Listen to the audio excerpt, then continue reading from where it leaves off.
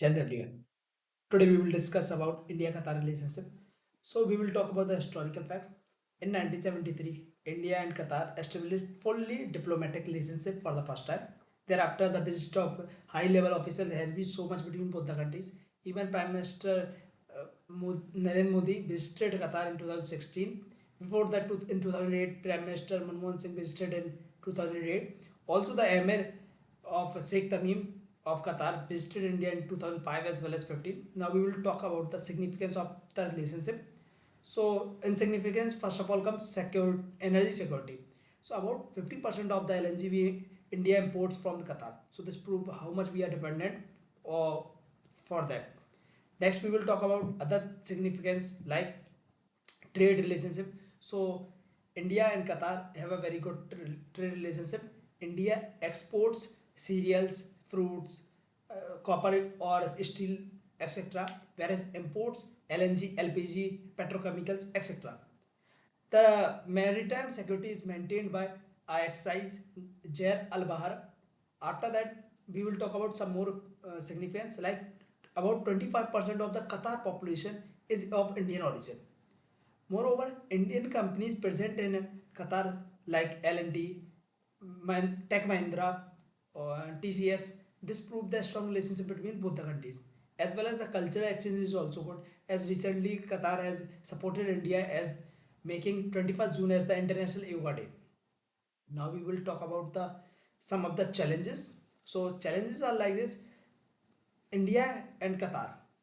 And first of all, we will talk about the challenges. Then we will talk about the outcomes. Then we will talk about the future things. So challenges are so many. Like India and Qatar trade relationship is very different because India imports $12 billion but export only $2 billion. Secondly, the living condition of blue collar job and workers in Qatar is very bad.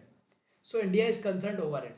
Thirdly, 600 prisoners are in Qatar jail of Indian origin as well as the persons who are sentenced are not transferred to India. There are also the geopolitical reasons for both the countries, like in the Middle East or the West Asia is totally different for both the countries. Now we will discuss what were the outcomes till now for the relationship.